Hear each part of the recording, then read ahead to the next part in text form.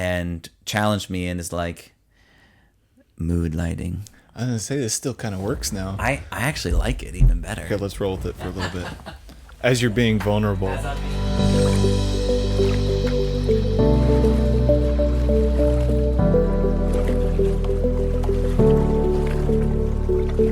back.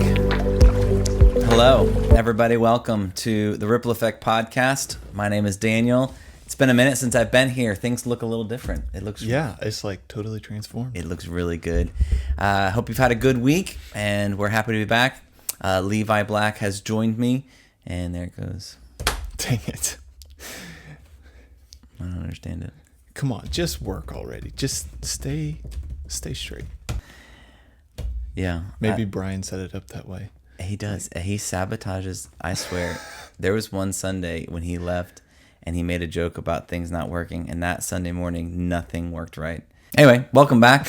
My name's Daniel, and I'm excited to be here with you. Let's give you a quick little thought from Sunday's sermon. We finished out 1st and 2nd Thessalonians on Sunday. And the thought behind 2 Thessalonians chapter 1, 2, and 3 is hang on to your faith even through adversity, because Jesus is going to come back and he's going to set all things right. And there's some promises about what's going to happen before that takes place, and there's all sorts of different beliefs about what that's going to look like.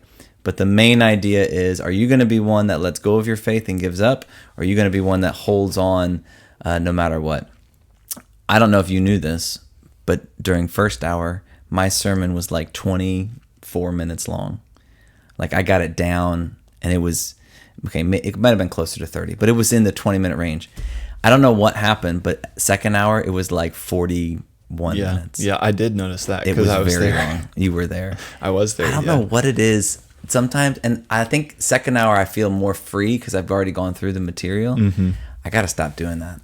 That's why I think the times that I've preached is first hour is almost always better than second hour. Tighter, yeah. Because you're doing the prep work to get prepared. And then second hour, I think you just relax a little bit too much. Yeah, probably too much. It glitched again. But guys, I think we're just going to keep rolling with the camera here. One of my convictions, we're going to talk about my sabbatical here in a minute, but one of my convictions was no sermon needs to be longer than 25 minutes. And then my first sermon back, I'm like, just preach all the way through. Anyway, it's ridiculous. So what's that conviction from? Because unless you want to get to that a little bit. No. Well, I being a person sitting in the seat for 6 weeks kind of put me in a different mindset of what I wanted and what I was looking for. Like, as a preacher, you think a lot about like all the reading and all the research and all the thoughts and all the ideas, and you want to try to get all of that into these. And like when I was just in the pew, I was like, just give me the thought from God, give me a message from him, and then that's it. Like I don't need more than that. I think when I'm on the other side of things, I put a lot of pressure on saying the right things in the right way that's going to make this sermon so good. And when I'm on the other side where I'm just listening, it's like, I don't need any of that. I need you to tell me why God is still good. Show me, maybe something I haven't noticed in scripture, and then remind me of why my faith still matters. And it's like, that's all I needed. And you can do that in 25 minutes. Yeah. And there was a few times we sat in sermons that were like 40 plus minutes. And I was just like, I don't need, why would we have this? And then my first Sunday back,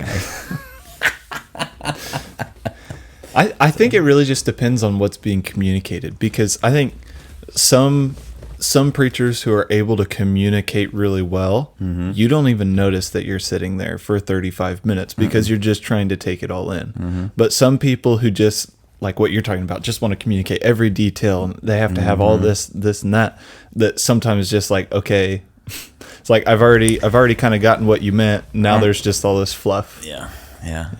I think if the sermon warrants a long time, like there's a lot of content to get through and it all matters, then sure, go long. And that was part of the problem. Is we talked about persecution and tribulation, then we got into, is Jesus coming back in the day of the Lord? And then you get into the Antichrist and the apostasy, and it's like I couldn't just not talk about some of those things. So, and those are all big topics. They're all huge. And I didn't even say half of what I wanted to say about it all. So anyway, I'm gonna try my best, church, to give you the core of the sermons and to like focus on the core principles. Yeah, I don't know if I'm gonna do it all the way though. We'll see. I don't know if I'm gonna do it every Sunday. I'm gonna try. 25 minutes is the goal. We allow for 30 minutes, but your sermon, I think you went 30 minutes on your second. I went long. Yeah. Whenever I like got it finished and started practicing, it was like 45 minutes. And so then I had to like trim it and gut as much as I could, and got it down to 30 minutes. And that was like, from what I had, it's like I just need that 30 minutes. Yeah. You know, I think the more work I've done and the better prepared I am, the shorter the message is. Because you've filtered out what your thought process, and you've got just what you feel like God wants you to say. And I forget who said it. It was Abraham Lincoln, or it was somebody who was like, I'm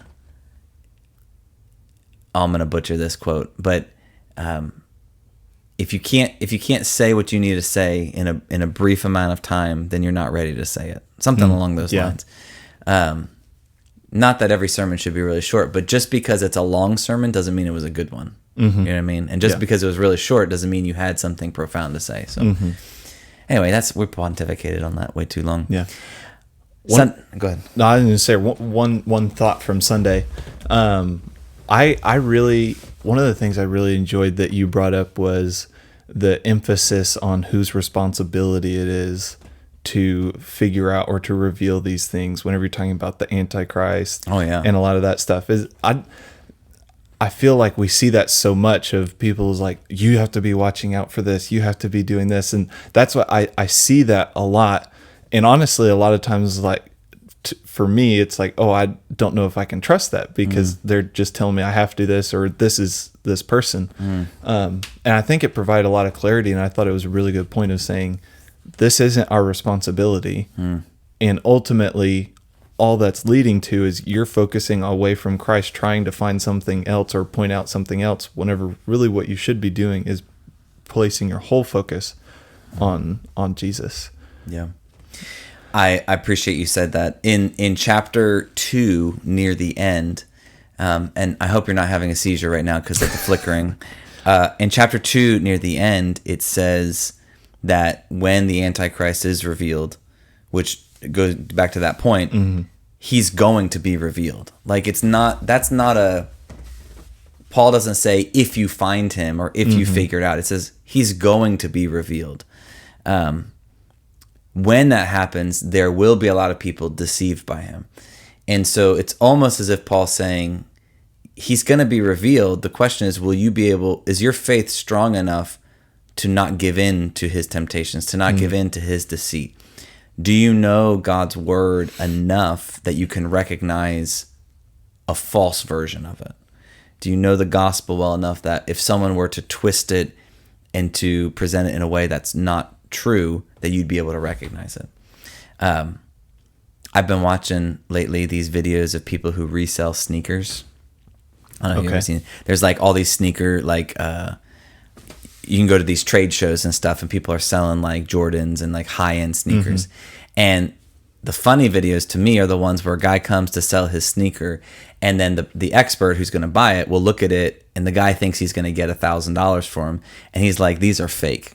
You know what I mean? Well, these guys can tell a fake shoe by sometimes smelling it, which is really weird. By like just rubbing their hands along the bottom, by just feeling the texture, because they know what a genuine, what a real shoe looks like, one that is real, versus the fake one. And I think that's what Paul's point is like, yeah, the Antichrist is coming. He's going to deceive lots of people. do you know Jesus enough that you can spot the fake one? And I think sometimes we get fixated on the wrong things. So I appreciate you saying that. Very good. Yeah. All right, let's give you a couple of things that you need to know coming up here at Timberlake Christian Church. This is the TLCC Top 3. The first thing is Serve Week is starting next Sunday on the 7th. Now, what this is a rendition of Serve Day that we've done in the past, but it's a little bit different. Actually, it's a lot different. It is. We are not organizing groups. We are not telling you where to go. We are not going to be, making sure everything's planned ahead of time. All we're doing is saying, go serve somebody the week of the 7th. You pick the day, you pick the project. If you need help, you find the people around you that can help you. Maybe your small group, or maybe some friends or family can gather around you. But we're doing it really to emphasize what we talked about on Sunday at the very end. Do good for those around you. Don't grow weary in doing what is good, and serve those around you. So if you need suggestions of what I can do, this is a really good place where you can use Google AI. Oh, yeah. You know what I'm saying?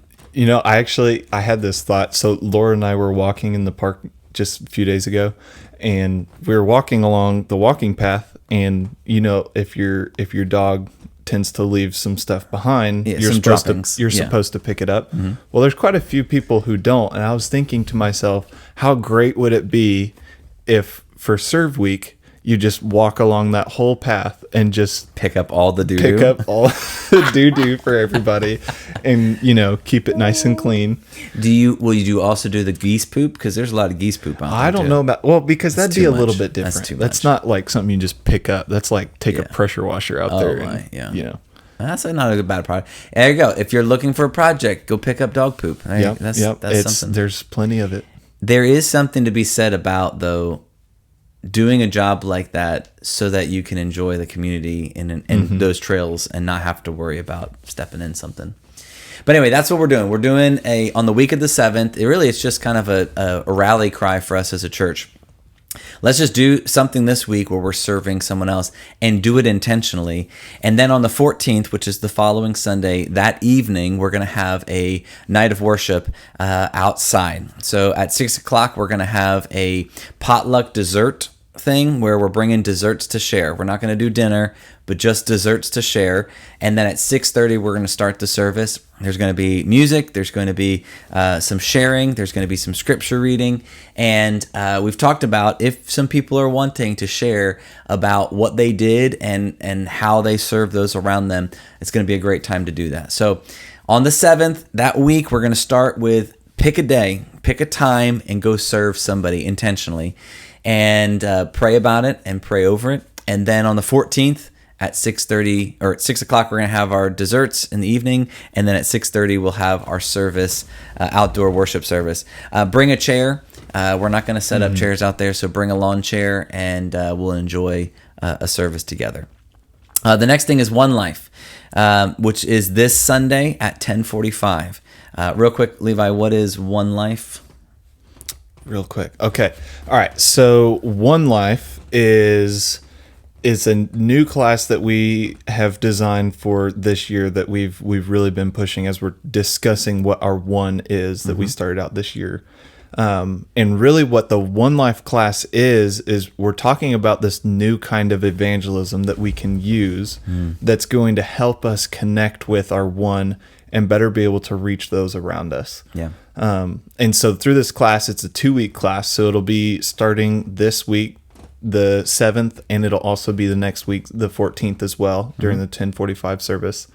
And so it's a 2-week class, and we discuss a lot of principles and kind of book learning, you could say, during week 1, and then in week 2 we really get practical of what is this going to look like, how can we do this. And it's a really, really beneficial tool, and if you haven't gone through it, I would really, really encourage you to do so. One of our goals is to have the entire church congregation go through this class. I know it won't happen by the end of this year because we have a lot of people and our class is pretty limited in size.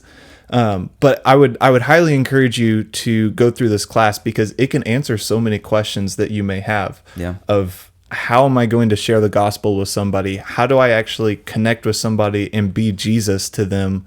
Not only just to invite them to church, but how can I, share the gospel with them and help them to connect with Jesus, even if they don't come to church? Yeah.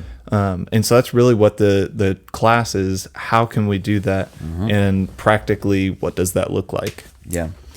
Yeah, I really like it because it's not just a pyramid scheme. It's not here's a quick 5 ways and then you're good to go. But it does answer the questions. I want to help other people see Jesus. I know that's a call that I have. I know that every Christian is called to be a disciple maker. And I don't really know where to begin. I have these friends that maybe don't know Jesus. I'm not really sure how to address this. I don't know how to be held accountable for it, all those things. And this is a great place to start. So we'd encourage you to sign up for that. You can go on the church app and you can look up One Life class and sign up for it there. Or you can call the office and we'll get you signed up. The next round starts this Sunday at 10:45, and like Levi said, it's just a 2-week class. So we hope you look for that and that you sign up for it. So we got Surf Week on the 7th, outdoor service on the 14th. One Life on is the happening 7th this and Sunday. The 14th. Yeah, because it's a 2-week, and then not tomorrow night, but next week on the 10th, our Wednesday night classes are starting back up. So fall classes are starting up, and we would highly encourage you to go sign up for a group. So there's a men's group that meets that are going to be doing Bible study and prayer together. There's a ladies group that meets. There's a moms group that meets. And then there is a mixed Bible study class that meets as well. Those are all online, and you can sign up for one of those. It helps us with tracking and seeing where people are, and also inviting people who may have not been connected to a service. So go sign up for a class, say, yeah, I'm interested. Just click on join the group, and that would help us out. That starts on the 10th. And there's child classes for every age group as well, from nursery all the way through. Have young classes, elementary. We have middle school, high school. So if you as an adult are wanting to attend a class, you can come bring your kids and don't have to worry about them at all because they'll be taken care of. Taken care of. There you go. All right. So there you go. That's your top 3. We got Surf Week coming up. We've got One Life class, and then Wednesday nights happening. All right. For the remainder of the time, Levi's going to ask me some hard-hitting journalism questions about my time away. It's the questions that all of you have been wanting to know, but you're too afraid to ask. We brought in Levi. He's going to ask them. Levi. Oh man, I wish I had so much more time to prepare for this. Yeah, no time to prepare. All right, so I thought first thing of how we should do this is we should do to you what you do to everybody else. So I want you to take 60 seconds and describe everything about your sabbatical, why it was important, why you loved it, what was your biggest takeaway, what are you going to do now? Hit it. Man, now you've really put me on. Okay, all right, 60 seconds. So why sabbaticals are important. Ministers tend to take on a lot of people's emotions and issues and spiritual burdens. And so a sabbatical is good to take time away.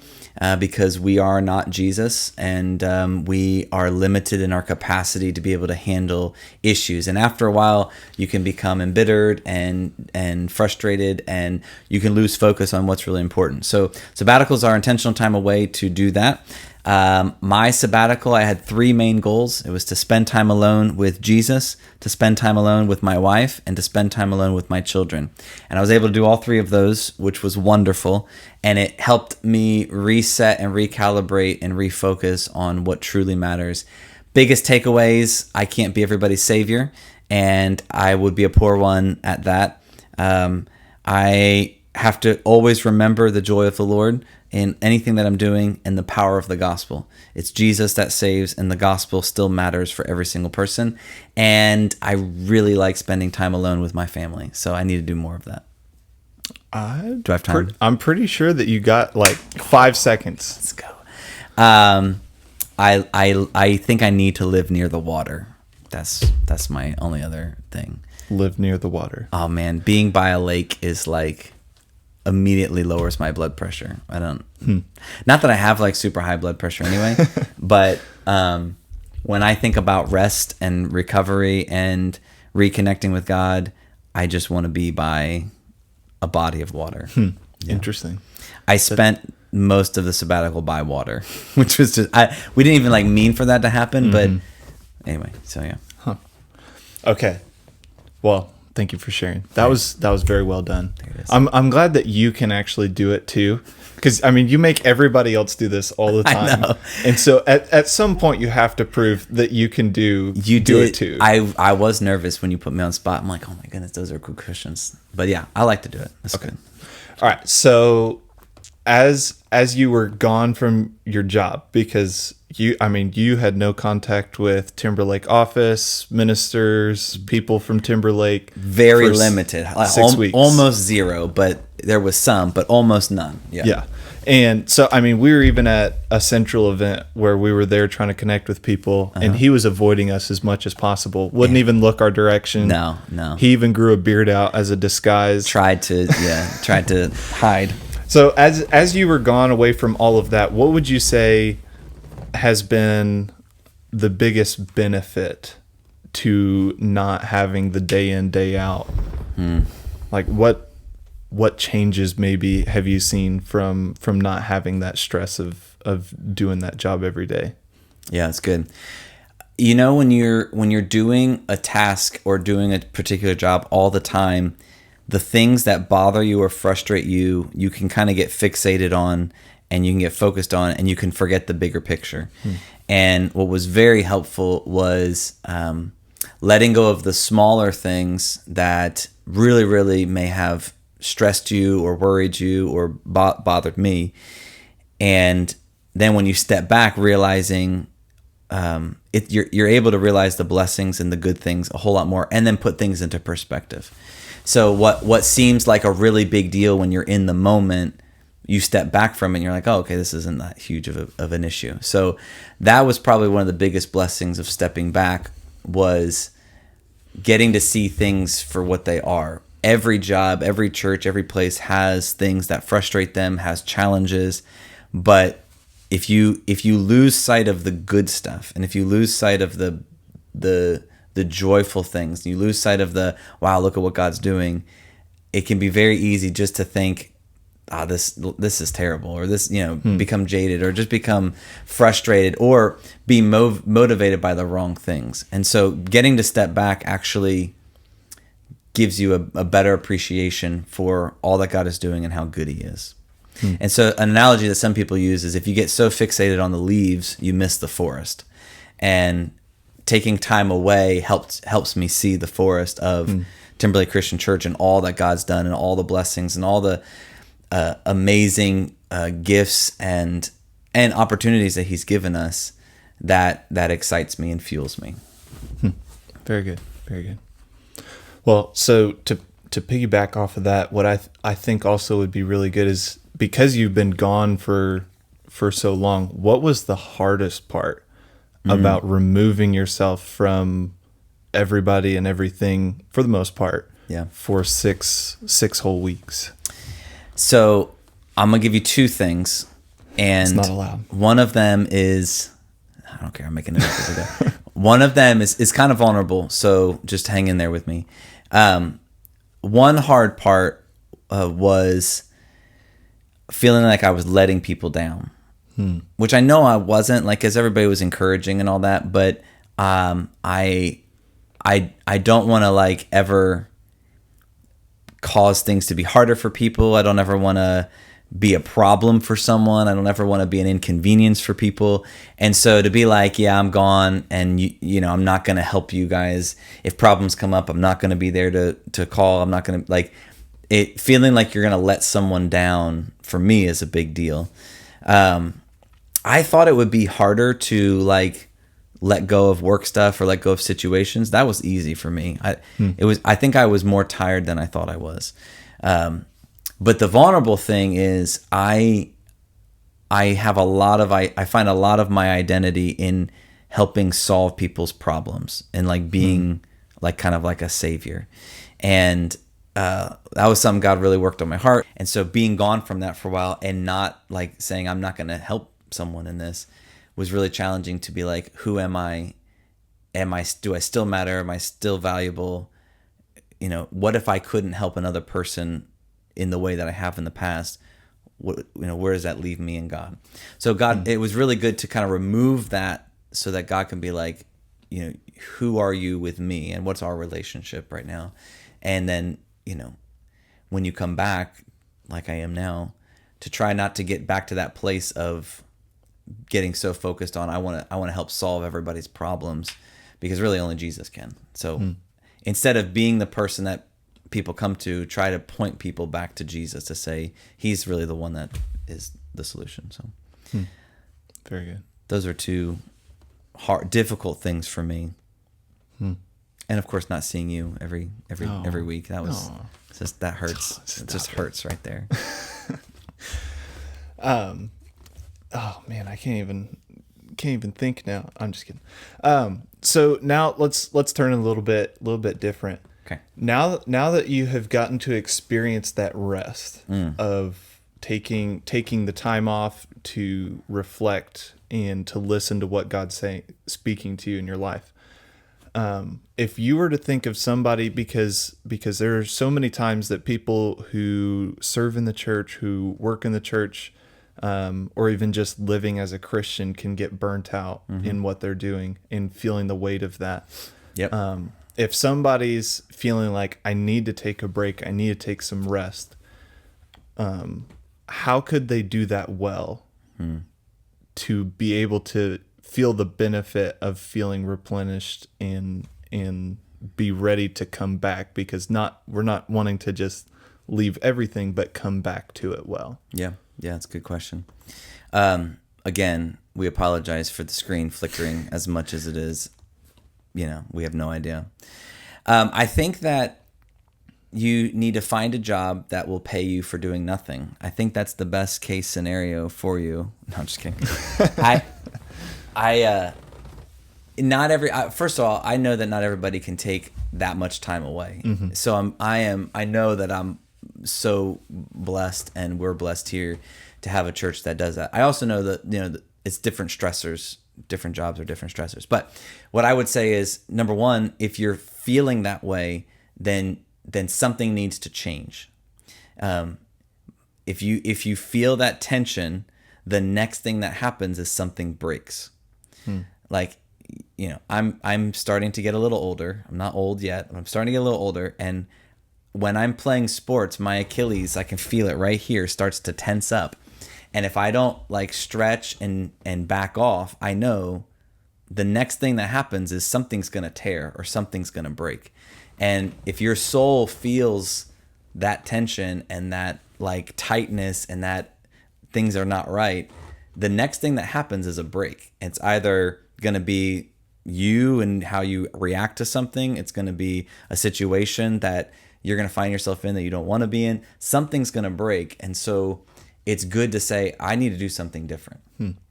I had an individual in the church I worked at before who they were at that place and they didn't know how to just step away for a minute. And so they left the church altogether. And it was like that was the break, and it didn't have to happen. They could have done something different.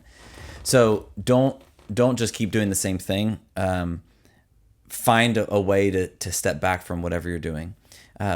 Church is wonderful, but the most amazing thing about the church is there's so many people involved, and you not doing something is not going to be the end of the church. Although sometimes it feels that way. If you stopping doing something would end the church, then the church is not in a good spot anyway. That's a bad situation. So find a way to stop whatever it is that's, you know, building that frustration that allows you to have time away. And then the third thing is be intentional. I have taken time off before where I spent most of it on my phone or watching movies, and you don't really feel rested. This time I was able to actually spend time alone with God. For me, relaxing was getting busy with, you know, doing something with my hands. So be intentional about the kind of rest that you need, because not all rest is the same. And then have a plan to come back. Some people, they can't ever go back to the same ministry they were doing because that was the problem, and that's okay. Do something different. Yeah. Not everybody is gonna, stay in the same ministry their entire life. But I think recognizing if there is that kind of stress where you're burnt out, you don't want to break. You don't want something to break. Stopping whatever you're doing to take time away, do intentional rest where you're actually doing something that connects you with God, and then find a way back into giving back and serving others. Those would be just a couple thoughts. Very good. Very good. Yeah, I do think that's really beneficial of what you're saying, is to recognize it before you break. Because, I mean, the amount of people, even just here at Timberlake, but all churches, that it takes to keep everything running and to provide all of the different ministries. There's so many things that you can do, which is awesome, because there's a huge variety of ways you can serve. Yep. But whenever you start to take on that burden, and then that becomes just more and more and more, you have to recognize at some point you just have to take a step back and realize that, things will go on without you. As hard as what it was that you were gone for 6 weeks and things went on. Yeah. Things were fine. And I'll just paint this picture for you, because I think this happens a lot for people, is they don't necessarily feel like things are going to fall apart without them, but they feel the tension of someone they care about asking for help. So when Mary says, I've got no one to cover this class, or when you or Rachel come up and say, we really need a middle school sponsor, a male figure in the classroom, how hard it is to find replacements and to recruit people. And so you feel guilty about not participating. But if you walk into the class, or you walk in Sunday morning and you hate being there, and you're bitter, and you leave more frustrated than when you got there. I'm not saying that any little frustration you should just be like, I'm gone. But if it's been building for a long time and you're trying your best to have a joyful attitude and a heart and serve, but it's not going away, it's better for everyone, you included, to just be honest and say, I'm not in a good spot right now. I need to take some time away, maybe indefinitely, but here's my plan. So I had to go to the elders and say, I'm taking this much time. I had to, sign an agreement that says I'm coming back at this point and I'll stay for this long. There has to be some structure to it. But for Christians, I always tell them, we want you to serve and participate in the church, but it doesn't help anybody if you're just angry or bitter or you hate being there.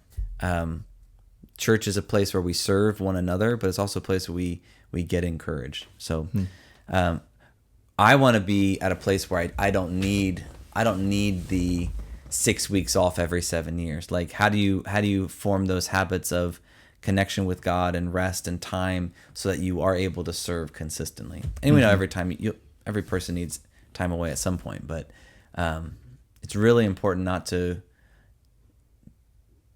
to disregard what your soul is telling you, the frustrations that you're feeling, and just be like, I'm just going to keep going. Because something's going to break. So very good. Well, I don't know how much more time we have. We are way out of time. Way out of time. Yeah. Okay. Well, I'll save all of my next 10 questions then. Yeah. It was wonderful. I just want to say thank you to the church for letting me do it.